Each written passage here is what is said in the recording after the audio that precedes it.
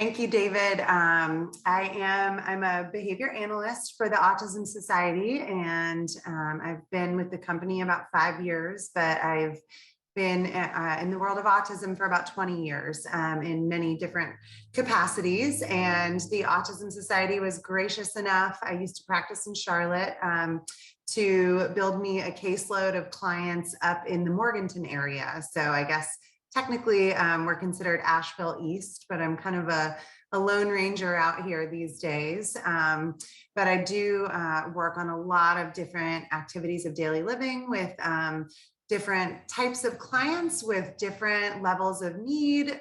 So I hope that I will be able to address components from every type of individual that you guys might be looking for tonight. So we'll go ahead and get started. Maybe if I can move my slide along. Okay, sorry. So activities of daily living, I am going to refer to them as ADLs from here on out, just to shorten that. But they are not the most exciting part of our day. We all do them. They involve chores and self-care tasks. But they are vital to contributing to all of our well-being, but especially individuals on the spectrum who may need a little bit more or a lot more practice at kind of honing these skills and building independence. But we do have quite a bit of research that shows that it increases an individual's access to reinforcement, to social and community opportunities. So tonight we're just going to highlight ways to identify different types of goals for target, break those tasks down, because a lot of times they're larger, more complex tasks. And then we're going to try to teach ways to fade caregivers out of those routines so that our individuals can be more independent.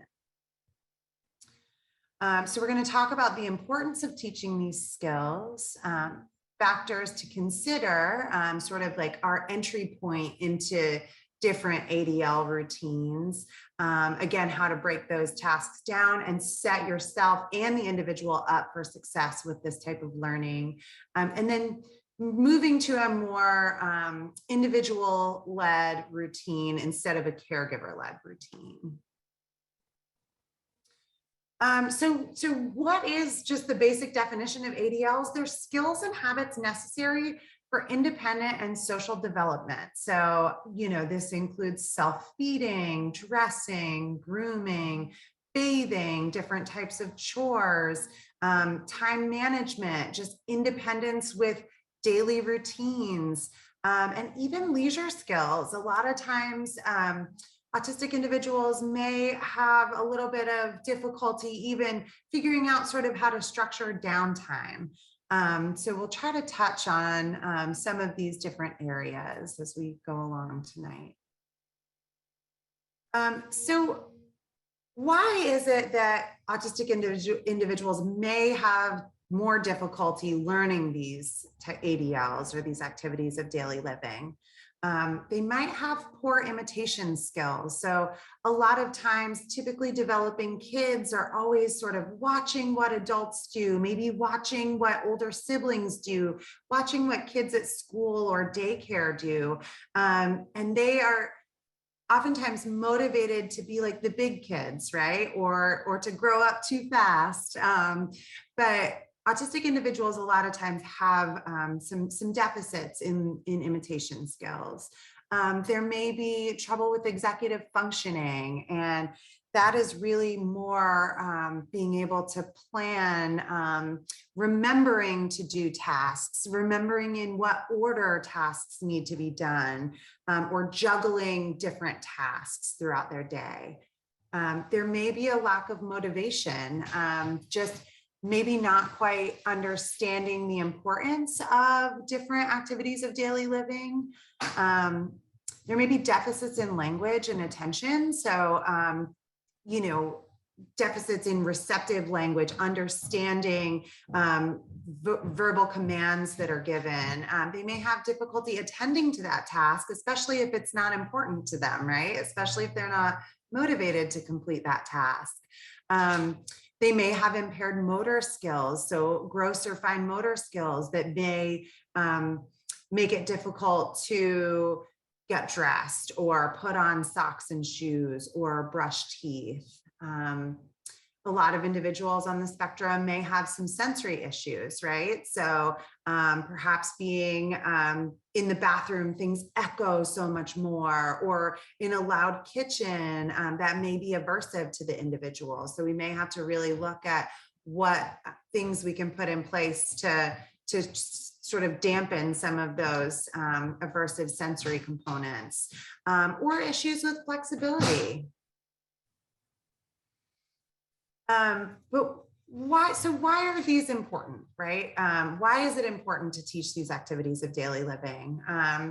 As I kind of mentioned before, we have data that suggests that oftentimes adaptive behavior tasks can be even more important than some of those academic skills, right? The ability to sort of adapt and learn and apply those skills to a new environment, maybe even more important, we have data suggesting.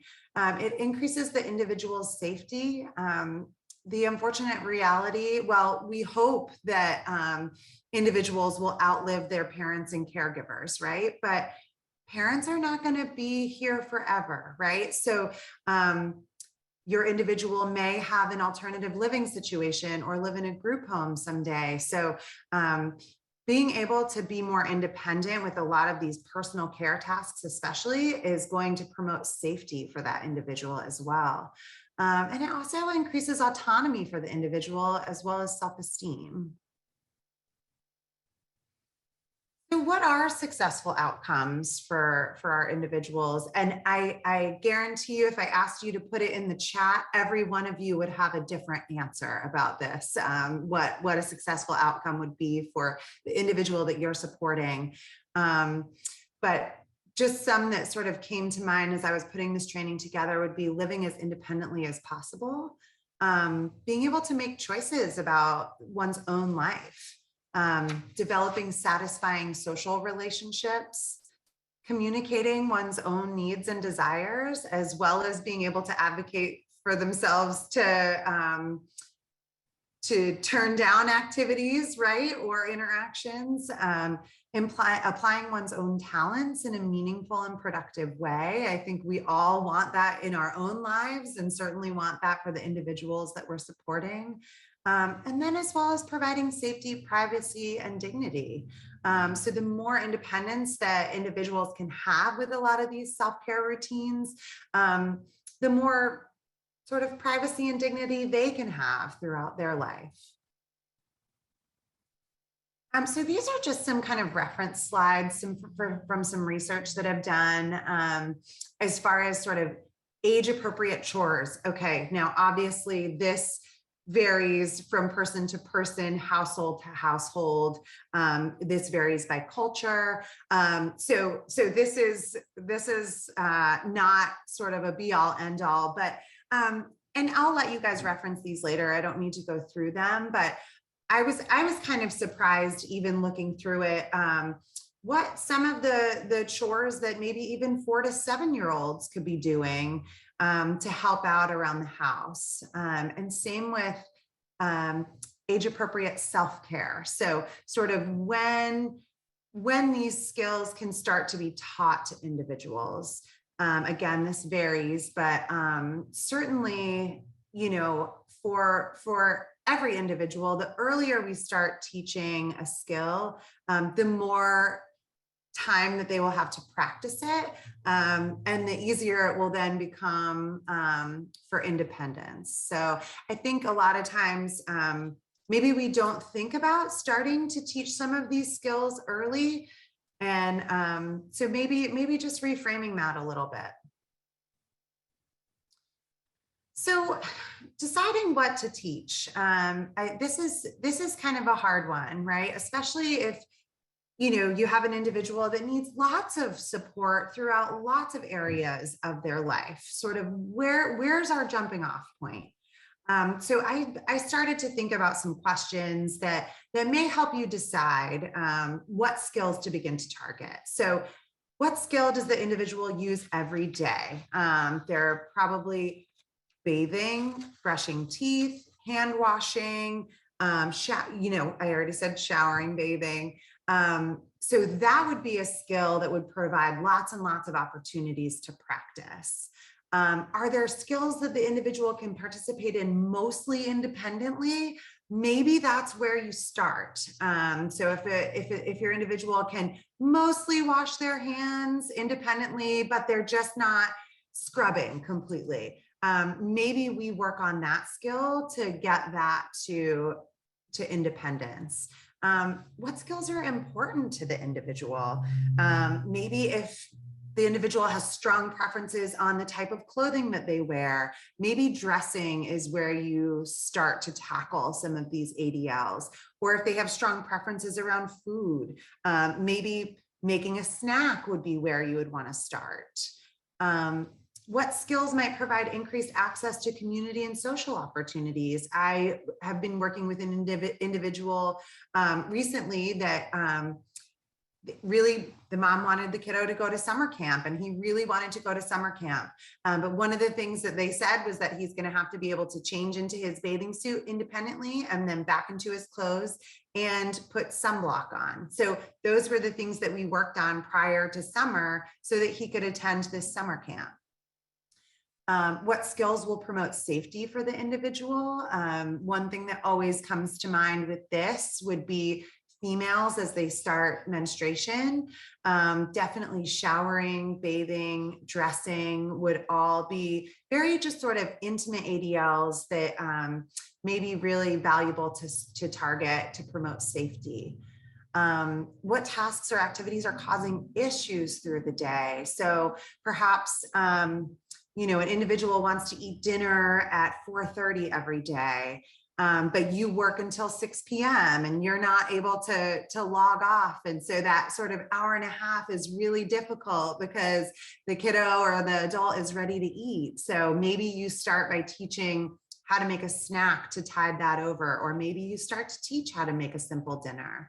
And then how can the individual become more independent with daily routines? So maybe that's just that executive functioning piece. It's how do we schedule your day so that you remember what tasks to do and what things need to be done. So we're going to use sort of a framework. We're going to go through some scenarios, but the framework that I've sort of set up for this is first just breaking down the task. A lot of times these daily living tasks are big, complex tasks. So how do we break those down into smaller steps so that we can teach smaller systematically? The second one is setting the stage for success. So arranging the environment so that the individual can be more successful. Maybe they have all the things that they need for toothbrushing set aside. Then making it matter. It's the why, right? Why should this be important to the individual? It may be important to us that they take a shower every day, right? But maybe they don't have the same social needs that we have. So they don't really care if someone thinks that they're not as clean as they should be, or they are a little stinky. So why should it matter to them? And I think sometimes we need to build that motivation from the outside, right? If they don't have that sort of motivation inside themselves. And then how to work yourself out of a job, how to help the individual become more independent with each of these skills. So how do we break down the task? What smaller manageable steps comprise the larger task? And there are usually more than you think. And another caveat is that we all do things differently, right? So the way that I make a sandwich may not be the same way that you make a sandwich, or the way that I brush my teeth may not be the same way you do. So that will be very specific to your family. what parts of the task are you going to target with the individual? Or what are the most important parts that need to be independent? Because maybe we won't gain independence with the whole task, but maybe just initiating, requesting going to the bathroom, or letting a caregiver know that they need to go to the bathroom, or that they need to be wiped after a bowel movement. So identifying what the most sort of important piece of that is to you and to your individual. And then how can you make the steps of the process concrete with the use of visual supports? And then what type of visual supports does the individual need? And we'll talk through that a little bit more. So to me, when I go in and a family says they're motivated to do laundry, for their individual to learn to do their own laundry, typically what I ask families to do is just to do laundry in front of me so that I can write down all the steps of the task, because there are usually more than you think there are. And so really thinking about even, grabbing the correct laundry detergent, right? Unscrewing the top, making sure we know how much to pour in. So there's usually a lot of different steps that kind of break down these larger tasks. You'll want to write down the items that you need to complete the task, because it may be helpful for that individual to have all those items right there when they get ready to do the task. And we're often on autopilot during the day as we're completing all of our chores and daily living tasks. So it helps to kind of go through the process and write down all those steps. And then deciding what steps to target. Perhaps they're partially independent with a task and you just need to, figure out what part of the larger task they're sort of breaking down, or they're having sort of a breakdown where they're needing support. Are there additional parts of the task that you want to build on to what they're already doing? Or is the issue with initiation of the task rather than a skill deficit? So maybe the individual knows how to shower, they're just not doing it on a consistent basis. So maybe they need help with remembering when to do the task or how to initiate the task rather than it being a skill deficit. And then, are there barriers to consider? Are there sensory issues or physical limitations? I'm working with an individual right now that has Down syndrome and autism. And so we have different considerations when teaching her to wipe herself after a bowel movement, because she can't reach that far back to do it. So making sure we're considering that as well, that a lot of times different environments may be way more sensory overload than others, and we're just not tapping into that. So breaking down the task with use of visual supports. What types of visual supports does the individual need? Are they a reader? If so, then a lot of times just a simple whiteboard to write the different steps. Maybe they can use the clip art pictures that are down here on the bottom of the screen. Maybe they understand that looking at the plate and the knife and fork would be set table. Or maybe they need actual photographs of your plates, your knife and fork, to be more concrete. Or some individuals need the actual objects, right? We're not at a level where we have enough symbolic understanding to understand those pictures. So maybe we need to use the actual objects, and that would be the most effective way to structure things. What steps need to be included? And then I always think it's really important for the individual to interact with the visual support. So a lot of times I'll go into homes and families will say, well, I have a visual support of the steps of the hand washing procedure, right? But they've never actually taught what each of the steps is and followed through and carried through to actually teach each of the steps. And then I always like for an individual to be able to either move a picture symbol or check a step off after they've done it to ensure that they are understanding that visual support and that they're completing each step of it. And then where should the visual support be kept, right? What environment are they gonna practice the skill in? Setting the stage for success is our second step. So whenever possible, it's definitely beneficial to practice the skill when the activity would naturally occur. So you don't want to practice taking on and putting on and taking off shoes many times throughout the day, unless the individual is going somewhere, right? Because then that might become confusing, or it may become really kind of aversive to the individual. So whenever possible, I know that this is not always possible. And then practicing when the caregiver has time to devote to actually teaching the skill. A lot of these skills are going to take a lot of patience and a lot of sort of wait time between steps. So making sure that it's not in the throes of your morning routine or your nighttime routine. And I know y'all have a lot on your plate, and you're trying to, keep the bills paid and keep a roof over your head and keep meals on the table. And so I understand that this can take a lot of time. So, making sure that it's a time that you have to devote to it. Then being prepared for your visual supports. And then we'll talk more about arranging the environment for success. So also be sure to choose one skill at a time so that you don't overwhelm your own schedule or overwhelm your individual by throwing 400 visual supports at them at one time, right? So just choose one skill that's very important to you and your individual, and really just target that and focus on that and do that one at a time. So as I said, you want to keep the visual support in the area of the house in which the skill will be used. So if it's toothbrushing, you'll want to keep it in the bathroom. If it's dressing, you'll want to keep it in the bedroom or wherever they get dressed. You may want to label drawers and cabinets and doors where needed items may be kept. Or you can keep that little bin of things for that individual all together. So they just need to pull that out and they're ready to start the skill.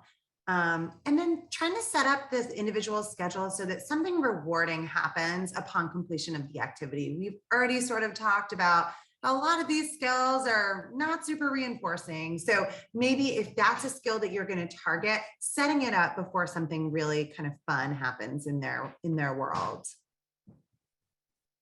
Making it matter, I would argue that this is probably one of the most important pieces. So like we talked about scheduling it before something preferred. I always like to use preferred themes and characters when making my visual supports. So if the individual loves Disney princesses, sometimes I'll make a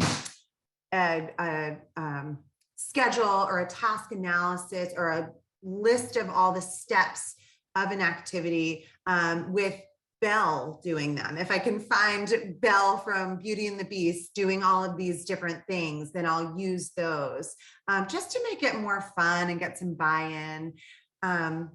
Using social narratives to assist with the understanding for the need for this skill. And I have a slide at the end of the presentation. We have a lot of social narratives on our website, so you may find what you're looking for there. But honestly, just even a Google search, a lot of times, if I'm looking for a social narrative for an individual, if I Google it, I typically find at least a framework for what I need. And then why should this matter to the individual? So a lot of times, making even a fun activity out of chores or ADL. So playing a kiddo's favorite music, or making a race out of it, or making a game out of it. All of these things can help make it just a little bit more interesting. And we'll talk more about this when we get to the scenarios. But again, finding ways to make the skill matter, making the activity meaningful, and creating some value for the individual is going to be super important. And then getting to fading yourself out of that routine. You want to start to do less so they can do more. I think sometimes we are so used to anticipating what an individual may need, or just kind of, or you're in the throes of your morning routine. So a lot of times we're just hurrying up and prompting through an activity, or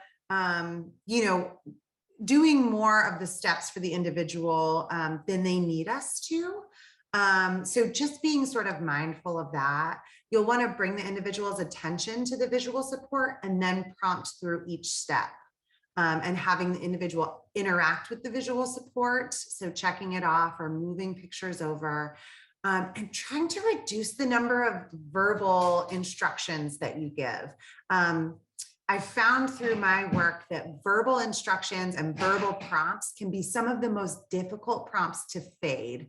They are a very natural prompt, but a lot of times it's difficult for us to fade it, and it's difficult for the individual then to complete the task without all of our verbal instructions. And then providing repeated opportunities to practice the skill. And hopefully this will all become more concrete as we go through some of the scenarios. So let's think about Lisa for a minute. All of the names have been changed to protect the innocent, but Lisa is an 8-year-old girl that has limited vocal skills. She loves Minnie Mouse, swimming in her family's pool, and the color pink. She's learning to communicate on an iPad with an augmentative communication system. Currently, she can request specific foods that she wants, as well as 3 to 4 different preferred activities in her home. She can request to go outside, bubbles, Minnie Mouse, and iPad. She functions best with visual supports that contain photographs or clip art images of the items, as that is what she's using on her speech device. So we know that she's understanding those types of visuals. She does not yet read or write. She has 3 siblings that are younger than her, and the morning routine is a nightmare for the family as they try to get all the children ready for school and daycare. So it would be super helpful to this family if she could get herself dressed in the mornings. But she seems to have no interest in the activity. She can put her shorts and underwear on, but it takes her a long time that the family just doesn't seem to have in the mornings. I don't know if this sounds familiar to any of you, but I know I work with a lot of families that just have so many things going on and so many demands, so many things on their plate. And one of the things that I would like to just sort of stress as we go through this, I know that this can seem a bit overwhelming, right? But I promise you, if you take the time to teach this on the front end, it's going to free up a lot of your time on the back end when the individual is more independent with these skills. So where could we start with Lisa, our little Minnie Mouse loving girl? So where do we start? We got to break down the task. So that first step. So what items does she need to complete the dressing routine? So what, the shirt, the shorts, the underwear, the socks, whatever it is, sort of make a list for yourself, and that will be different in summer and winter. What sort of visual support would be effective for her? How will she interact with that visual support as she moves through the process? And why should this matter to her? So this is the visual support that we created for Lisa. These are all, if you can see my mouse here, each of these items is an icon that is printed, laminated, and Velcroed onto the schedule. So when she's finished with an activity, she pulls that off and puts it in the finished column. Because she does not yet have reading or writing skills, we went with those icons to make it concrete for her so that she could understand it. So she takes off her PJs, she puts them in the hamper, she goes to the dresser, she gets her bathing suit, she puts one leg in, other leg in, one arm, pulls it up, and then she gets to go in the pool. So I know that I said that mom and dad wanted to start working on getting herself dressed in the morning. However, coming into this situation, the family already had so much going on in the morning. And I just knew that it wasn't going to be feasible on a regular basis for mom or dad to target this skill in the mornings. So we got talking about it, and the family has a pool at their house, and Lisa is super motivated to get in that pool. So we decided to start with getting herself dressed to go in the pool. So we sort of built that natural reinforcer in for her.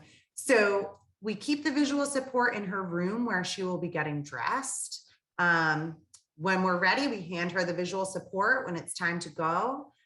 We labeled the drawers of her dresser where clothing items are kept. So this is not an actual picture of her dresser. I didn't have time to get back over there before presenting, but this is just a simple way that you can set the stage, arrange the environment for success so the individual knows what items are in each drawer so that we're not pulling them out, digging through everything, and becoming frustrated at the start of the process. And again, caregivers are going to have time, more time to target this skill when they're not in the throes of the morning routine. So again, we made it matter to Lisa, right? She was super motivated to get in that pool. So that was just a naturally occurring reinforcer for getting her bathing suit on. We added some Minnie Mouse pictures to her schedule. And then mom also purchased her a Minnie Mouse bathing suit to make the activity even more fun for her. So then fading yourself out of the activity, you'll want to go in, tell the individual it's time to get dressed, and hand Lisa the visual support. And then all we do is, a lot of times we're not actually talking at all. What we're doing is bringing her attention to the visual support instead of my vocal instructions or mom's vocal instructions, because we want to be able to fade ourselves out. So we want her to reference the visual support instead of mom's voice. So we're pointing to the first step of the task, which is take off pajamas. And then if she needs support taking off her pajamas, right, we can move through what we call the prompt hierarchy. So we can see, how much support she needs for it. Does she need, you to just start to pull on the bottom of your shirt to like model that that's what she's supposed to be doing? Or she may need partial or full physical prompting, right? So this may be where we start out that she needs full physical support throughout the whole process. But then as she gets her PJs off, we're bringing her attention back to the visual support and having her move that picture to finished. Then we're bringing her attention to the next activity, which is put her items in her PJs in the hamper. So as we go through each step, we're having Lisa move that schedule to indicate to her visually that step is finished. We've completed that step.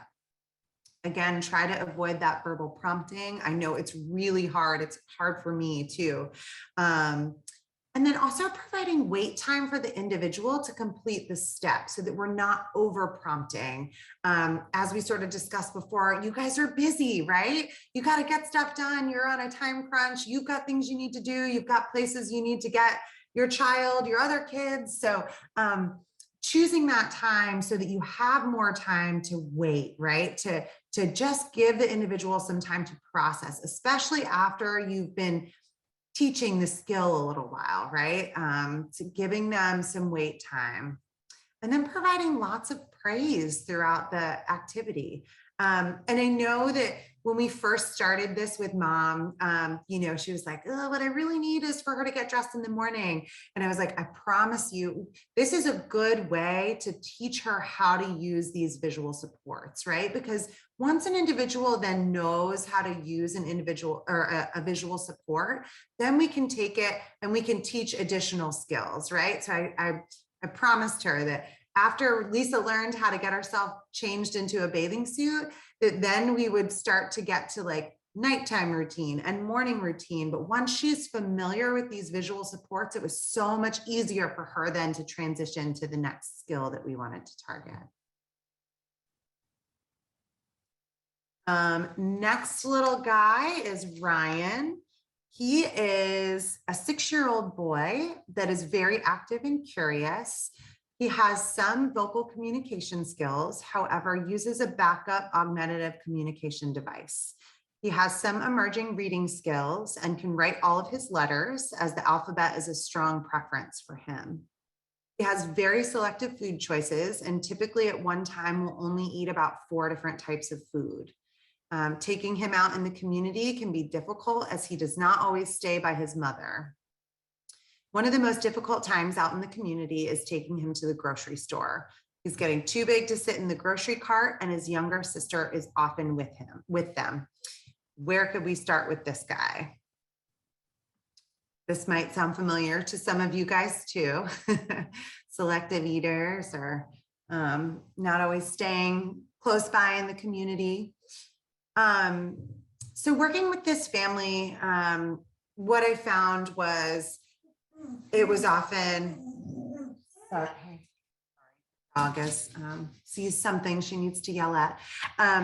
So in talking with this family, one of the reasons that the large shopping trip or the weekly shopping trip was so hard was because mom needed to get so many items, right? She was doing a big weekly shop. She had younger sister with him. And then we got Ryan, who is, he's super motivated for certain foods.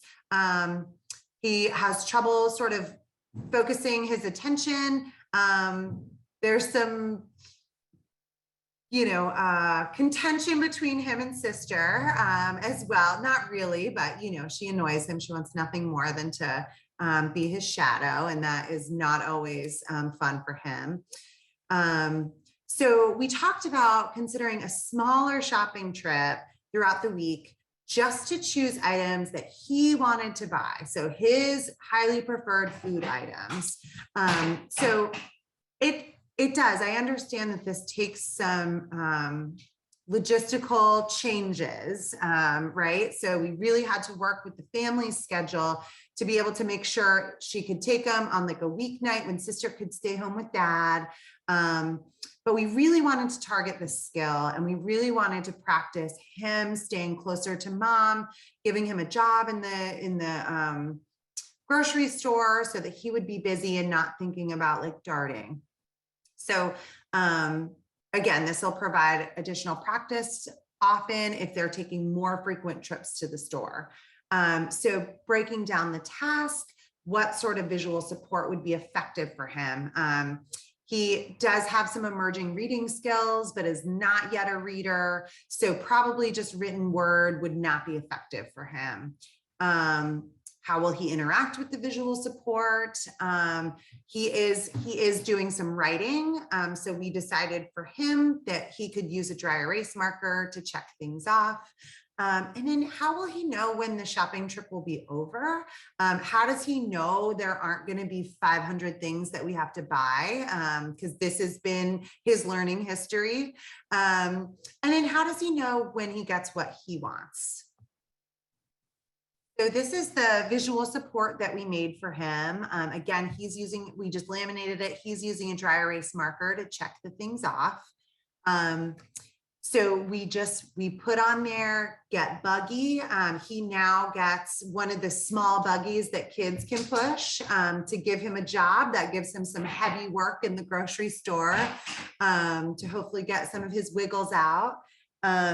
Gets the wipe. This was during COVID. So we were super freaked about germs. So get the wipe and wipe the handle.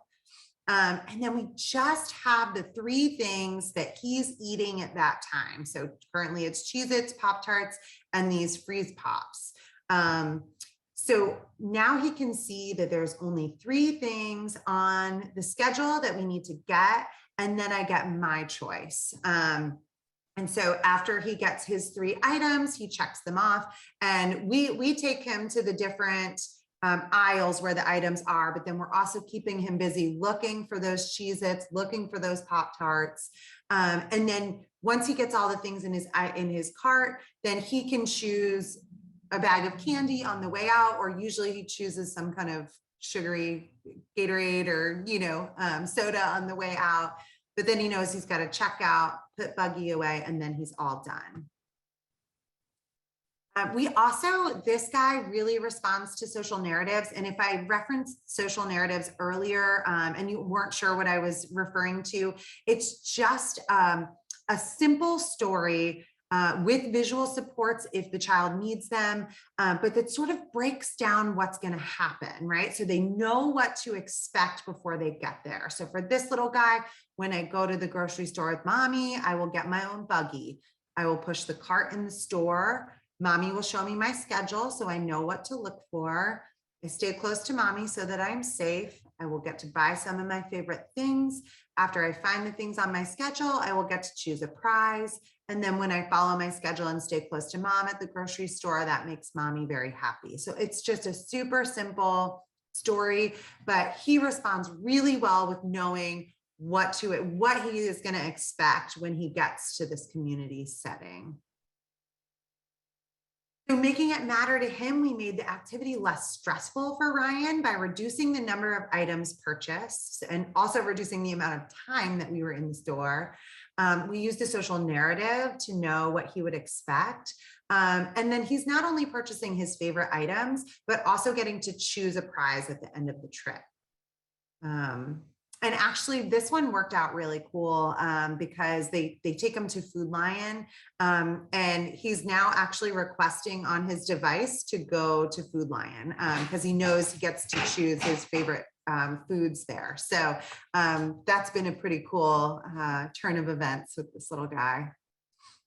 So you'll want to read the social narrative if that's the avenue that you choose to go. You'll want to read the social narrative probably a couple times before entering the store. After they've been to the store a couple times, we may just pull it out and do a quick read with him. You want to hand the individual the visual support using that prompt to bring their attention to the first step of the task. Again, you want to bring the attention to the visual instead of to your vocal instructions. He's checking off each of the steps as he's completing them. Mom is moving through the prompt hierarchy with him. So he may need a lot of partial physical prompts when they first start this. And then trying to fade those back as soon as you can and making sure you're providing wait time for the individual to complete the step to avoid over prompting. But then lots and lots of praise, right? Buddy, you're doing such a good job in the grocery store. I'm so proud of you. Just checking my time here. We'll talk about Carter. So this is a little bit of a different story. So Carter is a 19-year-old male that lives at home with his parents. His focus interests are fire alarms, smoke detectors, and all things fire safety related. He has excellent verbal and written skills. And while he does not possess skill deficits that prevent him from independently completing those daily living tasks, he's very resistant to doing so. So he has the ability to, and has shown us that he can independently complete almost all of his daily living tasks. And he's also very rigid with his schedule. So for example, he showers on Sundays and Wednesdays. If for some reason he skips a shower on Sunday, he will not shower again till Wednesday. His parents were able to create an allowance system where he earns money for certain chores in the home, but only the ones that he deems necessary. So it is hard to get this guy on board because his motivation is not the same as ours, right?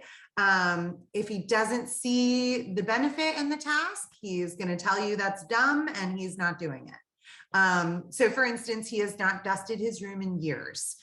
His parents were interested in getting him to dust his room on a regular basis because he suffers from bad allergies, which can often be exacerbated by tons of dust. He could not be convinced by the extra money in his allowance. So where did we start with Carter?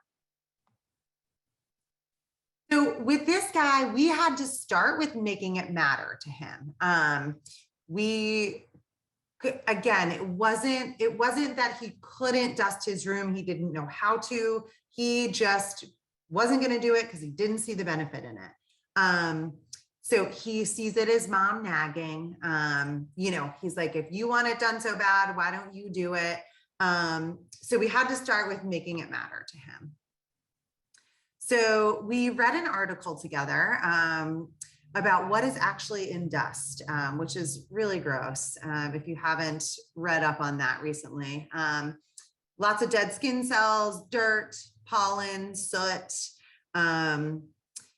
And so we discussed how this could be affecting his allergies, and he was pretty grossed out, but he wasn't sold on it. So then he began researching the dangers of dust. Remember, I told you that his focused interest is fire safety and all things fire safety related. And he often looks at a lot of these videos of fires or explosions that have happened. So he began researching the danger of dust and found that it can also be flammable. He shared this video with me and mom, and before you know it, I got a text from mom that weekend saying that he was trying to dust his room. Because all of a sudden it was important to him, right? He did not want to be a fire hazard in his family's home. So,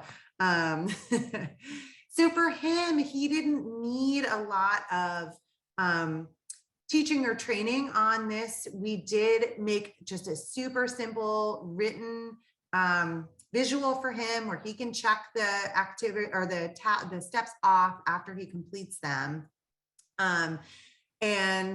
But he didn't need a lot of practice. He just needed to know why it mattered, and we needed to make it matter to him. So yep, he didn't need lengthy explanations or anything. He really needed to know like where the dusting cloths were kept. We practiced with him a few times just to make sure he was dusting completely, and then showing him how to check for dust that he may have missed by shining a light or opening your blinds. And now it's on his weekly schedule for chores to complete. And yes, he still completes it on the same day every week. So if he happens to miss dusting one week, it's not happening until the next week. But honestly, now he dusts more than I do. So, but we provide a lot of praise, and now he's getting allowance for that extra task. And he uses his allowance to buy his fire alarms and smoke detectors. So for that one, we needed to just start. It wasn't a skill deficit. It was just getting his buy-in to see why it would be important. Our next scenario is Nova. She's a 10-year-old girl that has limited vocal skills. She loves sensory activities, watching her favorite videos on her iPad, and is motivated for social interactions with her family members. She is able to complete some of the steps of the showering process, however, requires constant reminders about what things need to be completed in the shower: washing hair, washing face, scrubbing body, brushing teeth. She does not currently use visual supports in the home and functions best using objects to let her know what is next. So when not being accompanied by an adult, she will stay in the shower for 30 minutes at a time. Her parents suspect that she loves the sensation of the water in the shower. So they were having issues with her just kind of staying in there for extended periods of time, expensive water bills, and maybe not completing all of the things she needed to do, or doing them out of order, right? She would do, she would put face wash in her hair or conditioner first and then shampoo. So where did we start with Nova? So we made a list of tasks that family wanted her to complete in the showering routine. We looked at what sort of visual support would be effective for her, and then how she would interact with it and why it should matter to her. So this is a picture of the way that we set this up for her. We did shampoo first, then conditioner, then wash face, got loofah, body wash on there, then brush teeth. And if you'll notice, the iPad is sitting on the toilet. She loves the iPad. So we let her know that that was the next thing that was going to happen in her schedule, right? If she could, because she loves water play, but she loves iPad more. So that is super rewarding for her. So for her, learning to get through the shower routine, she would get more time on her iPad. So we removed all the extra items from the shower to prevent confusion. So other family members have their shower items in little bins under the sink or in the vanity, just so that only her things would be in the shower.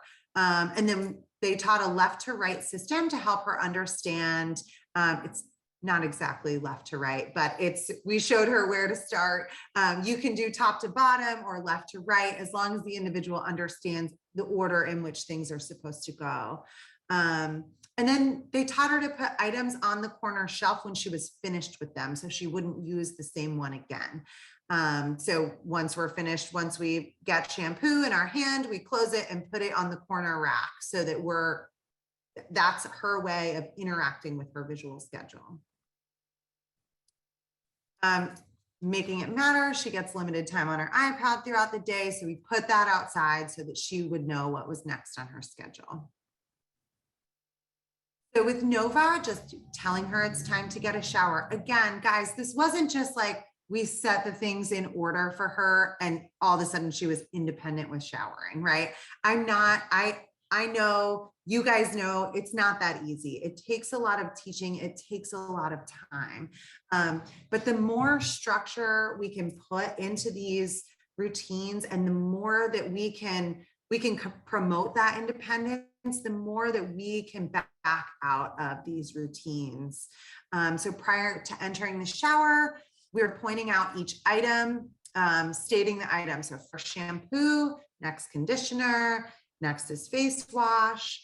And then as she completes the task, so parents are initially, as soon as she gets in the shower, they're pointing to shampoo. They're not saying anything. Once she uses that, she's putting that, they're pointing to the corner shelf so that she knows to put that there. Next, they're pointing to conditioner.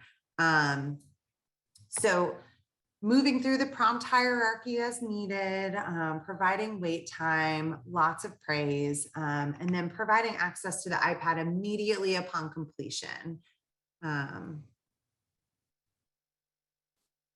Right.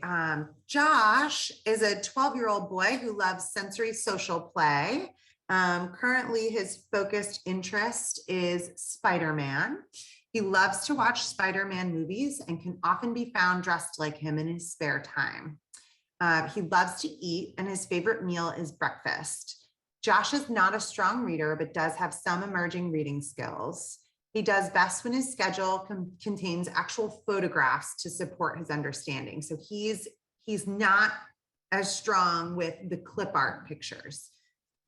So his mother would like for him to become more independent with brushing his teeth. He will allow his mother to brush his teeth, but often does not participate in the process. He also has sensory aversions to minty toothpaste. So where can we start with this guy? So breaking down the task, we made a list of items that he would need to complete the toothbrushing routine. We stated in there that he's not a strong reader. He really functions best with photographs. So we incorporated photographs into this visual schedule. I'll show you the visual support. So he interacts with the visual support by moving the picture to the finished column. And then I'll show you how we made it matter to him.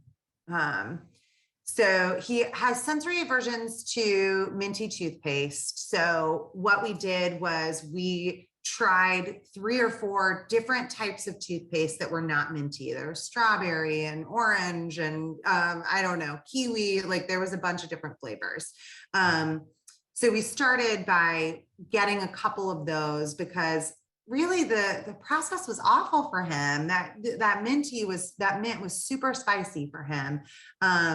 So just changing that, I think, was helpful in getting this routine started too. But again, we used actual photographs. You can take pictures of your individual that you're supporting or your child of them actually doing the actual activity too. And I found that's very helpful as well. A lot of times kids really like seeing pictures of themselves, and that makes it even more concrete for them. But just broke down the steps. So get your toothbrush, get your toothpaste on toothbrush, brush teeth. We set a timer for 2 minutes so that he would know how long he had to brush his teeth. And we just put that timer in there. It was already populated to 2 minutes. So all he had to do was press start. Once the 2 minutes was over, he fills his cup and swishes, spits in sink, rinses toothbrush, puts toothbrush and cup away, and then it's breakfast time. And he loves breakfast.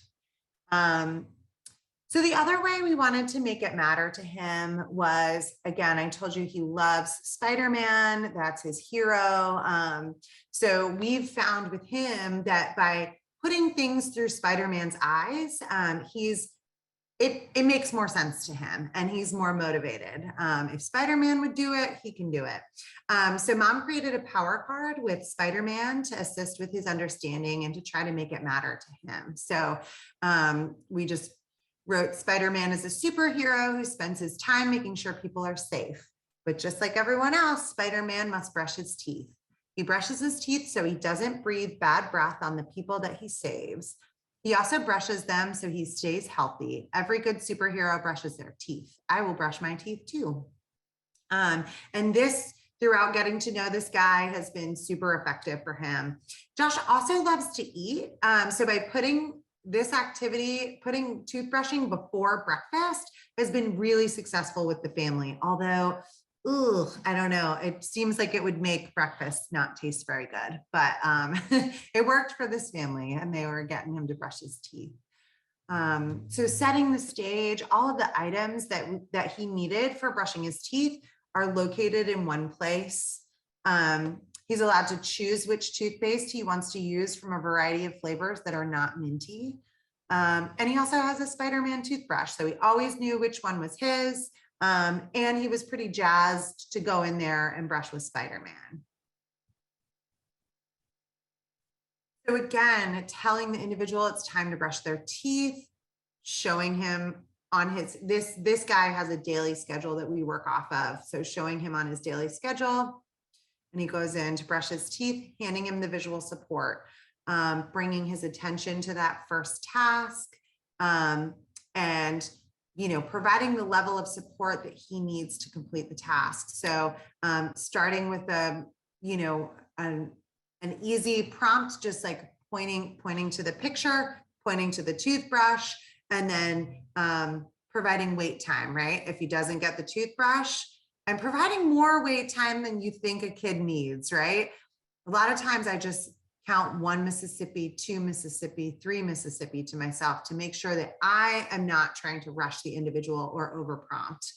And then if he doesn't grab the toothbrush, leading his hand to guide him to grab the toothbrush, right? And then we're moving that picture over to the finish column.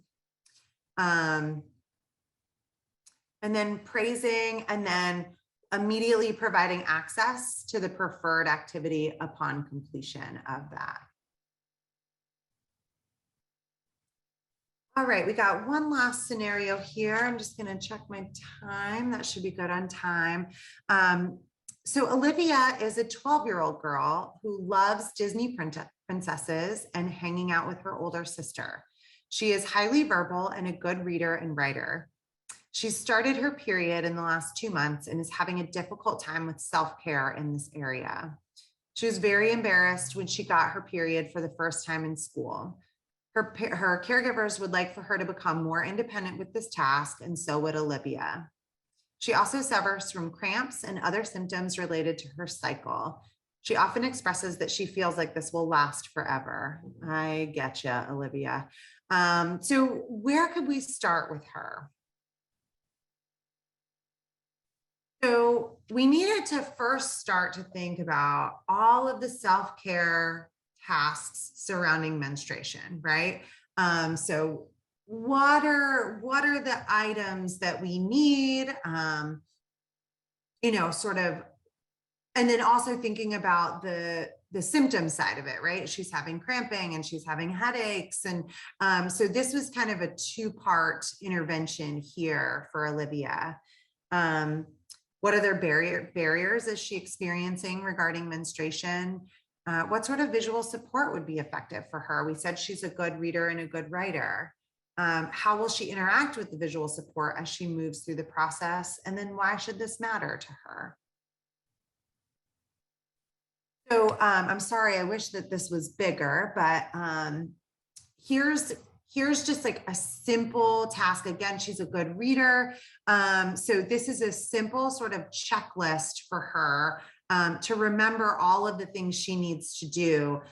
Because also, if you're not feeling good, you're hormonal, you're flustered, right? If you start on your cycle in school or in a place that's not convenient. So we wanted to have this visual checklist for her. So if you notice you have blood on the toilet paper or in your underwear, get mom and say, I need help with my period. So check that off. Pull pants down and sit on the toilet. Take off underwear and pants. Put on period underwear or clean underwear with a pad. So choose period underwear or pad bag from under the bathroom sink in my period basket. So we had a period basket for her with all the things that she might need. And pads come in packages. And then we went through the different steps that she would need to appropriately put on a pad, right? So we sort of targeted this from she could either choose the underwear or she could choose a pad, but then pants back on and ready to go. But then we also added something down here at the bottom where we had her look at the time and then put on her actual schedule the time that she needed to check her pad or her period underwear again, because we didn't want her to forget about it, right? So we'd say it's 1 o'clock now, you need to check this again at 2 o'clock. So at 2 o'clock, we would put it on there and she would set a reminder on her phone so that she didn't forget. A social narrative was also created to address the symptoms of her menstrual cycle. So this will also support her understanding of the process, as well as knowing what she can do to help alleviate those symptoms. So sometimes when I have my period, I get cramps, which means my stomach hurts and my body feels bad. Sometimes I get tired or more easily frustrated. So just letting her know that, like, this is not just in her head. This is something that happens to most females. And it stinks and it's really hard, but there's a reason that you're feeling tired or more frustrated. But here are some of the things that you can do if you're hurting. So you can use a heating pad, you can drink some water, you can lay down and get extra rest, you can take some Advil, tell mom that I have cramps and I don't feel well. Sometimes just sharing that you're not feeling well is helpful, right? And then we put on there, sometimes when I don't feel good, but there's things I can do to help. And in a few days, my period will be over and it will be all better. So just a reminder that this is not going to last forever. This will be over. Doesn't seem like it. But again, all of the items needed were in her period bucket under the sink. And then she also had those in multiple locations. So home and school and any community spaces that she spent significant amount of time in. She had a very similar kind of all-in-one bucket so that, anywhere she happened to be, she could move through the same process. Her caregivers also worked with her on how often she needed to check her sanitary products. I showed you that was written at the bottom of her visual support. But caregivers also helped her track her cycle. So she would always be prepared. She would know in the coming days that this is probably going to start on Tuesday or Wednesday. So it helped her track it so that she wasn't, she could help identify some of the maybe symptoms she had before she started her menstruation, but then also to not be sort of surprised and be caught off guard without the things that she needed. So Olivia was already motivated to learn this skill. She was very embarrassed when she bled through her pants at school. So she was already super motivated to learn this. then she was also motivated to know how to alleviate or avoid some of those symptoms, that cramping and the headache and the frustration. So we already had some natural motivation built in for this particular scenario. So again, we created a calendar with her to help predict when the next cycle would begin. We read the social narrative prior to her cycle starting, just to remind her what she could do, that it would only last a few days. And then when teaching her this skill, again, just bringing her attention to the visual support without saying anything, avoiding that verbal prompting throughout the process. And then giving her wait time to complete the steps to avoid that over prompting.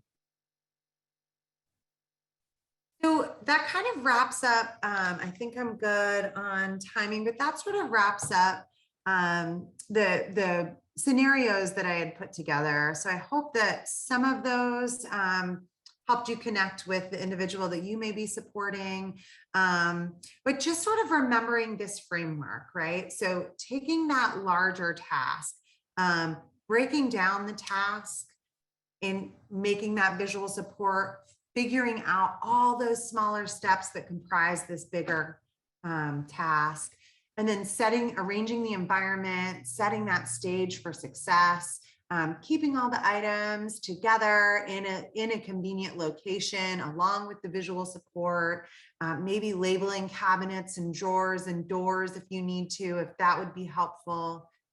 Finding a way to make it matter to the individual. Maybe that's scheduling a fun activity after, or finding ways to get their buy-in.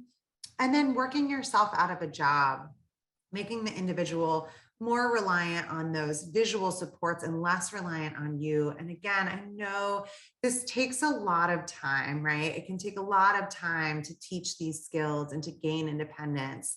But truly, while the front loading is a lot, it will lighten your load down the line, but it'll also provide that independence, increased safety, increased self-advocacy, increased access to, employment and social opportunities and community reinforcement, if they're able to do a lot more of these self-care tasks independently. And making sure you just choose one at a time. Don't try to do all the things all at once. Just choose one so that the individual can experience success, and so can you. A lot of times as caregivers, you need to contact reinforcement too, right? So you need to see that that the individual is becoming more independent and that you're able to fade back a little bit. So keep it simple. A lot of these, if you can use just a written task analysis, do it. If you can take pictures of the individual moving through their individual or their processes, do it and email those to yourself and make a visual support for it. Again, learning these skills provides sense of autonomy and self-esteem, increased access to the community, and then be consistent and stick with your teaching procedures. Stick with the visual support, stick with that time of day that you're practicing that skill, and as many opportunities to practice as you can. Don't be patient and don't give up. Don't be judgmental of yourself or your loved one. If there's a couple days where your schedule is just jammed and you don't get to practice it, that's okay. Go back on Thursday and practice the skill again. Remember to do less so that they can do more. Your individual deserves to be taught these skills, and taking the time to teach these will ultimately give you more time in your day. And everyone needs a little Ryan Gosling in their life. So, hey girl, teaching is hard, but everything will be all right.